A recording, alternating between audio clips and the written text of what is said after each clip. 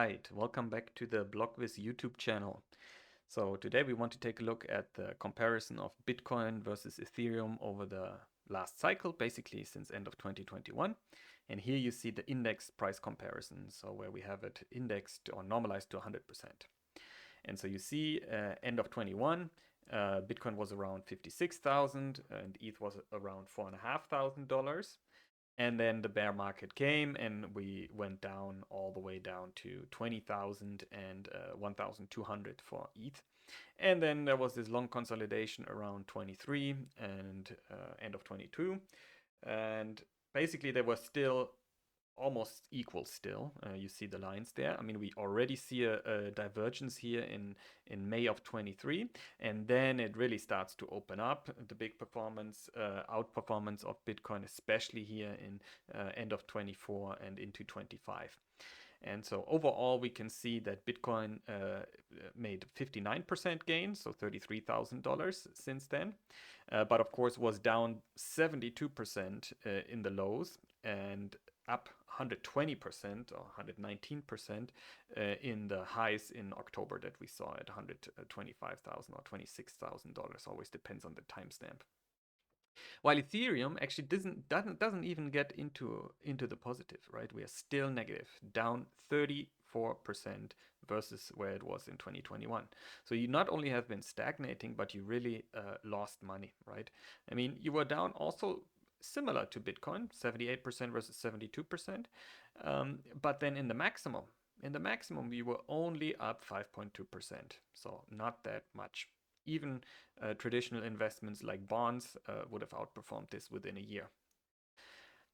And so looking at the outperformance, we see here the maximum outperformance was actually in July, where Bitcoin was 144% better than Ethereum. And finally, it's 92% better because, again, Ethereum lost money. But what does it mean for your own portfolio now?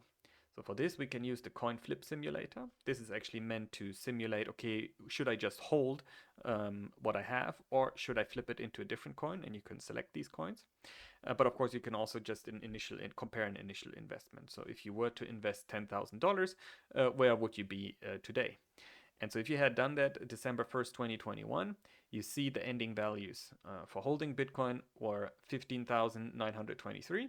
So plus 9,000 more than if you had flipped into Ethereum, because Ethereum actually lost your money. Out of the 10,000 you invested, you now only have 6,600. And so here you also see the P&L plus $6,000 for Bitcoin versus losing 3,300 for Ethereum. And you see here also the price development, right? We were at 57,000 in December 21, and now we are back to 90,000, while we were at 4,500 for Ethereum, and we haven't even reached it. We are still 33% below it. And so if you are actually calculating in Bitcoin, what does it mean? So now you would have still had the 0.175 Bitcoin that $10,000 would have gotten you in 2021. But if you had flipped into Ethereum and now wanted to see in your, what is it valued in Bitcoin, you would actually only have 0.07. So you lost almost 0.1 Bitcoin just flipping into Ethereum. And here you can also see this in Bitcoin terms, that you would have basically continuously lost your Bitcoin if you had really flipped into Ethereum. And now we can also take a look at the market cap, and let's start with the dominance. And here we see for the dominance chart that, also we see that basically the similar divergence that we've seen in the other chart, of course. Bitcoin was at 44% of dominance, while Ethereum had 23%. And then in the highs, we were at around 63% dominance for Bitcoin, and at the lows, we only had 7% for Ethereum, while now at the end, we are around 55% and 11%.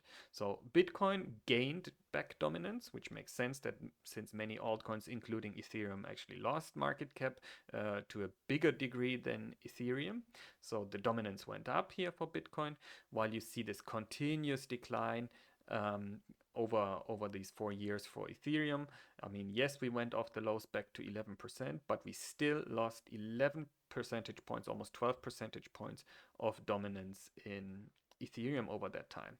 So that is definitely a big decline in importance during that time frame. Now let's also take a look at the market caps. And so here you see the absolute market caps, and you can already see how small Ethereum is relative to Bitcoin here. This you see in the stacked mode, but then also looking at the non-stacked mode, you can see, okay, both went down, but Ethereum actually never really recovered to such a degree that that it would be able to close this gap. And of course, you see this also in the relative share. So in this case, it's not the overall market dominance, but it's just the share of these two assets. And you see Bitcoin went up from around 65% to over 80%, but in the highs, it was actually almost at 90%. So 90% Bitcoin market cap versus 10% Ethereum market cap. So that's a stark reminder that Ethereum really couldn't participate this cycle to such a degree as it could before, let alone outperform Bitcoin. So I hope that was helpful, and see you next time.